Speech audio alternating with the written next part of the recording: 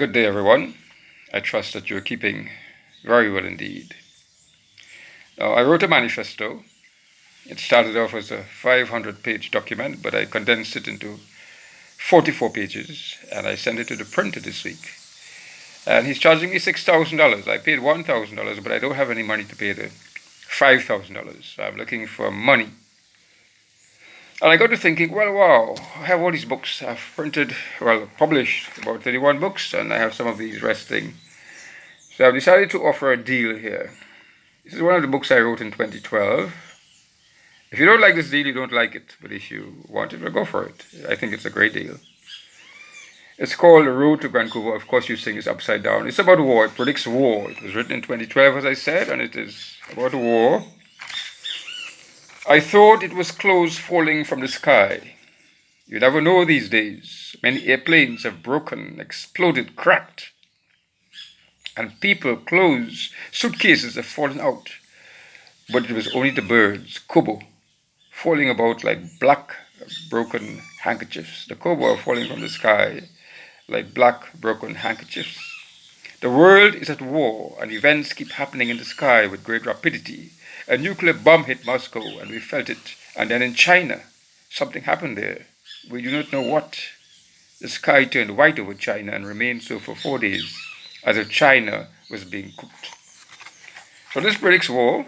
It predicts a war between NATO, America, and the United Kingdom, and the West, and China and Russia. And we're going to have that war if we don't do something about it in the 2030s or the early 2040s. So this is one of those books. It's about a family in Trinidad and Tobago which is feeling the impacts of such a war. And it is migrating. All connectivity has been lost and it's migrating across the Caroni Plains from the northern range to Vancouver, where there's a sanctuary, an estate. There are 3 persons in this family. So this is what the story is about. It's about war and how it's affecting the people in Trinidad and Tobago.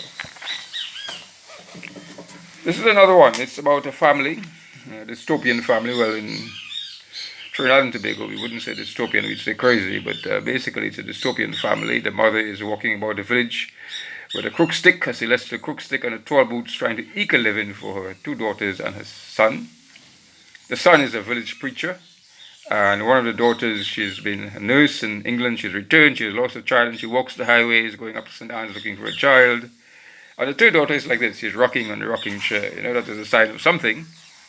And she goes on a psychic, sort of like a spiritual journey to her ancestors in India. She walks the pages of the Gita, and she discovers a civilization with great largeness. Everything is big, you know, like the IPL, big pay and big games and big crowds and big amusement, you know, big festival occasions. So she discovers the festival history, this festival ceremonial, the large ceremonial history of India.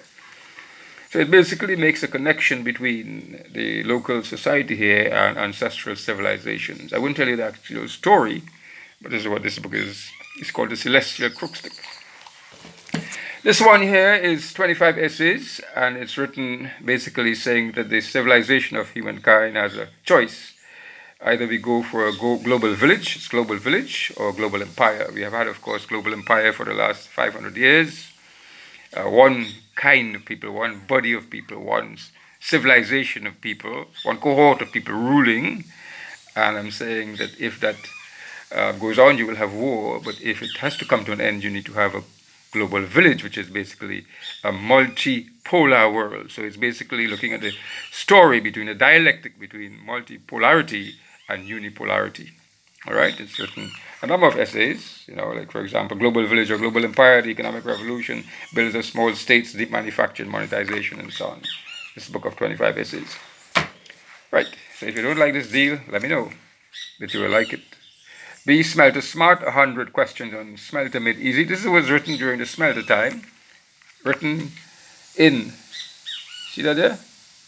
You may not be able to read it, but in multiple choice form. Basically asking 100 questions on Smelter, basically refuting the idea that aluprint would be economic. And basically asking 100 questions, making very difficult economic questions very simple for ordinary people so that they would understand the history of smelting, that they would understand the economic configuration of the project and reject it, which eventually the courts did. let that matter, of course. Not fighting it in the courts, but fighting it as a claimant. This was written during my hunger strike. I spoke into the telephone or into the microphone and wrote this. Is basically saying that with your psyche, your unconscious, your mental spirit, you can move the political and economic. Or it's a very scientific book, but that's very mystical and spiritual. So it's a very short book.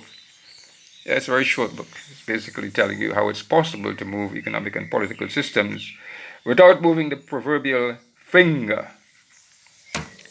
So that's it. All these books Kubral Singh is almost giving away. How much do you think he's going to sell them for to you, the deal? 1 book, 2 books, 3 books, 4 books, 5 books, plus this. See that? A little card with Kubral Singh's face. Since he was a small baby, there he is. A little pretty popo there. Pretty popo, toddler, 11 years of age, university, etc., going from small to the dinosaur he is today. See that dinosaur here? That's Kubral Singh. A little pretty popo on Kubral Singh here. So this goes as a bookmark. How many dollars do you think Kubral Singh is asking for this? $100. $100 for this rich, fascinating trove of books. I can bring them to you and I'll charge you $110, or I can get somebody to bring them to you and charge you $110. Or you could come to me, visit me, and I will charge, $100, and I will deliver them to you personally and sign your copies and so on. So that's a deal then. All of this for $100. I'm really in a little quandary here because I need to pay for my manifesto. Now I know that Trinidad and Tobago, as you know, is suffering from a never-ending crime spree, a rage. It's coming at us and it's not stopping. That's because the leadership capacity of Trinidad and Tobago has been downgraded. It is not as strong as the economic potential of Trinidad and Tobago. We have a very powerful cosmopolitan country with a lot of economic potential, but it doesn't match the leadership capacity to handle these matters. That's why I wrote the manifesto, and let's see what happens. So below this posting, you will find my address. You will find details on how to contact me. You'll find the price of these. Have a good day. I hope you're able to save me and fund this manifesto. You're going to get something for it. I'm not just giving you words, I'm giving you a whole trove of materials. God bless you. Bye.